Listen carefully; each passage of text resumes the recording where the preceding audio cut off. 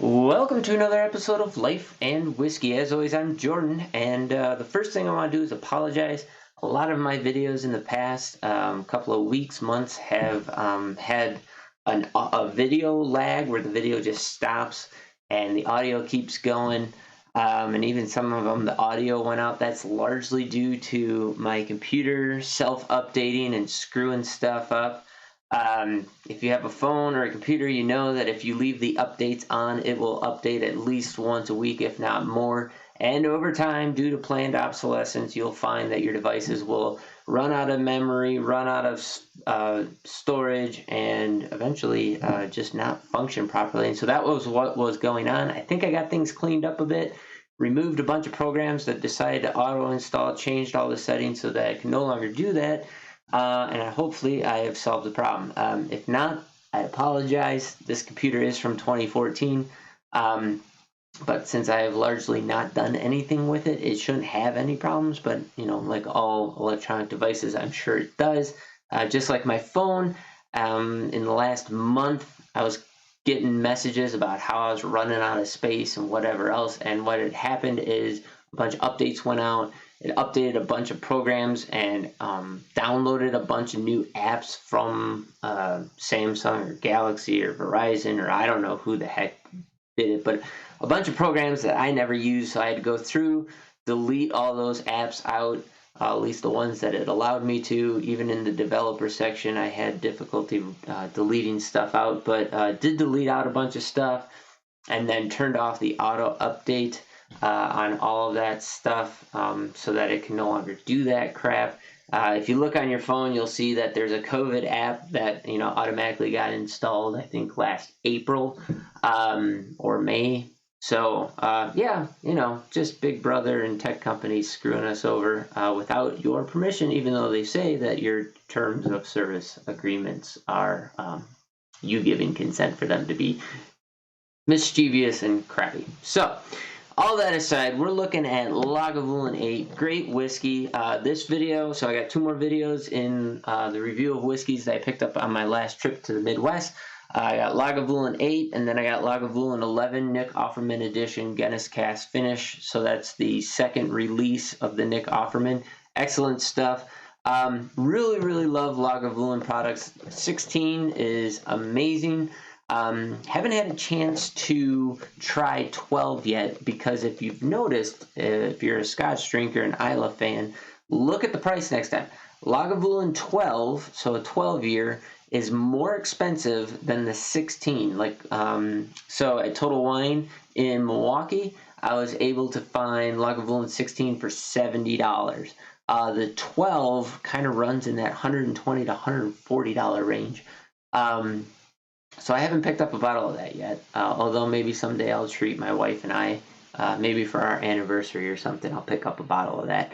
But anyways, this video is going to be on 8, and yeah, let's see what Lagavulin 8 has to say. So, aged 8 years, single malt, an Islay, 48% ABV, 96 proof.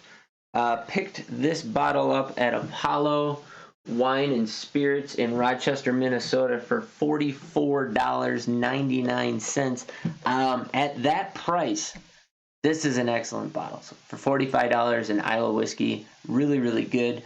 It doesn't have the age. It's half of a 16, but it's got all kinds of great flavor characteristics, which we'll dive into in a minute.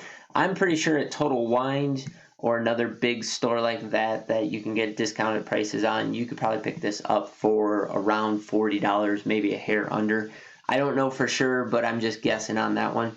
I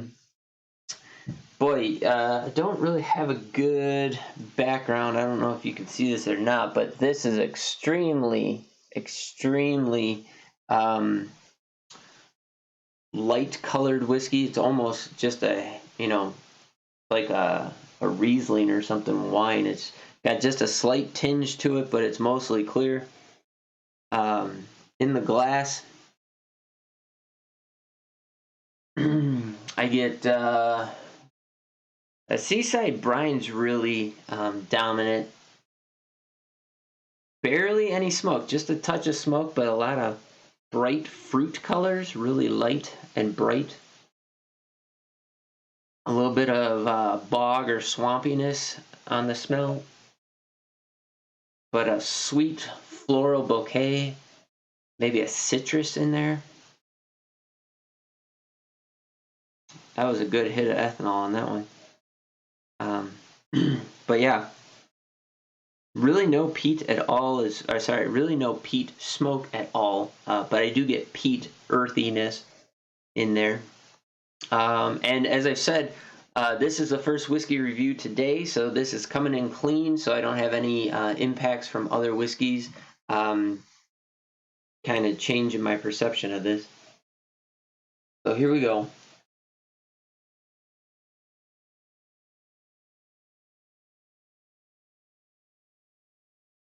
So the ethanol kind of hit me, because right as I drank, I kind of breathed out, and that pushed it up, went retronasal on me. Even though it's not that high of a proof. Drink's a little hot. Right forward, I got some nice, crisp oak notes. Tastes just like oak wood, not the tannin. Then it went into a smoke, like a campfire smoke, and then that smoke changed into a peaty, boggy, swampy smoke. So that peat came through kind of mid-palate. There was a dryness on the palate, and again, that could be just because of my drinking experience with that sip. Sweetness kind of picked up in the middle, but it was there and gone real quick. Just a light, like a dry apple wine kind of. And then in the finish, you pick up a salty brininess. That smoke just keeps carrying through. You get a little bit of peat earthiness in there, and just a lot of salt. And yeah, that's most of it. So that was the first sip. I'll try not to mess up the second one. In the nose, I get kind of a soft caramel now.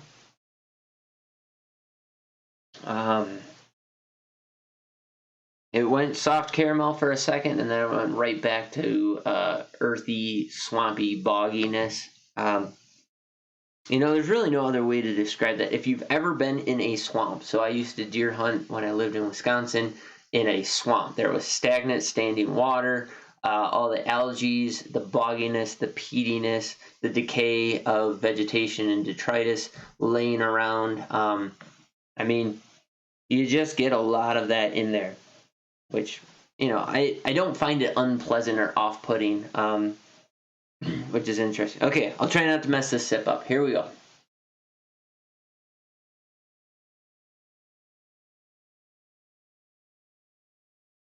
So still the ethanol came forward on that. It's a little bit bitier than I remember it being. That oak, that white oak, just like, chewing on an oak stave oak, hit me forward, and then this sharp, bitey smoke and peat came through. No real sweet notes that time, which I'm kind of surprised, because normally after you acclimate to the peat and the smoke, you get more sweet notes coming through. So this is drinking harsher than I remember it doing so. Not finding the sweet fruits and stuff that I normally find, especially like the Lagavulin 16. The first one that hits you is just light. I don't know how to say it. Like a 16 hits you in a light manner, even though the smoke is very present. That peat smoke is very hefty. It just kind of softly caresses your mouth, and then carries through the first sip experience. And then every time you go back after that, at least for me, it sweetens up. I'm not getting that out of this bottle. And like I said, this is hitting a little harsher than I remember. And maybe that is just the difference in age speaking there, that it mellows out a little bit more.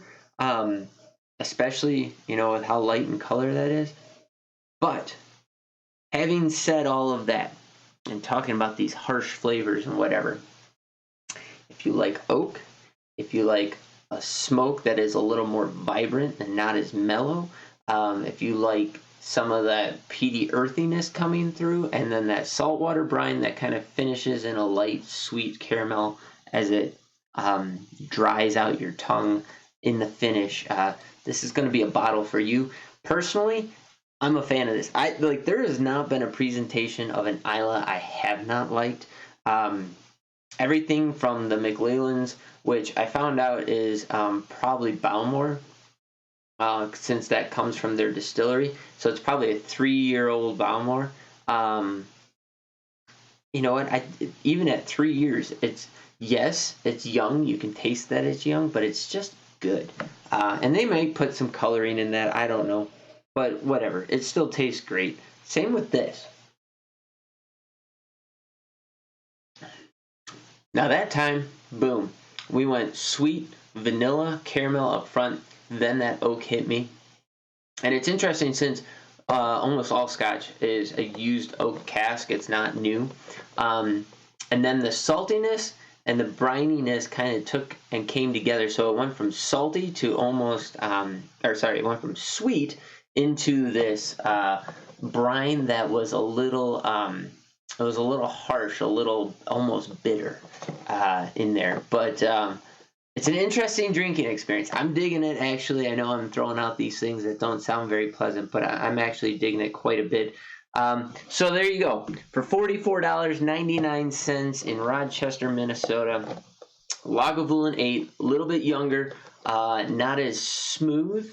And I know smooth is kind of a cheater word, but it's not. You know, it has a little bit more spiky notes that are being presented, whereas with a 16, they're more rounded, oily, clingy, and smooth. Kind of a creamier flavor to it. But I highly recommend it. As always, drop in the comments down below what your experience with Lagavulin 8 is, or what you can find it for in your area if you're able to do so. I'm curious to see what you have to say. Also, if you have any suggestions or recommendations, go ahead and throw that down there below. And if you haven't already, consider smashing that like button if you like these videos and want me to do more.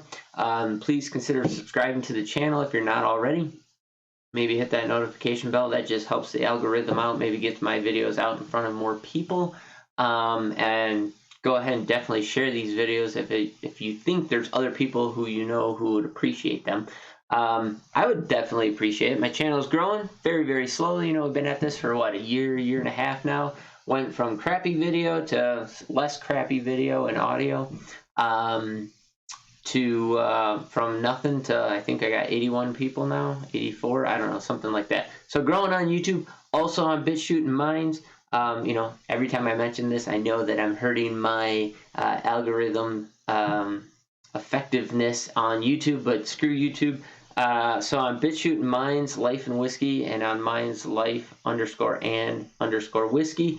Same videos, they just release earlier there, and then someday when I find the opportunity and the time, I am going to make additional content there that's probably a little bit political or talking about more of my hunting stuff, which is more of what the original videos and reason why I started this channel was to talk about life, which I haven't done for a long time now, and whiskey, and avoid all that censorship on YouTube by hanging out more there. I might start a Rumble account as well. I guess that's a better place, or an additional place that's equally as good to like BitchUte, if not better. So look forward to checking me out there. And as always, thanks for watching. Greatly appreciate it. Hope you enjoyed the reviews. You guys have yourselves a great day. And thanks for watching. We'll catch you in the next video.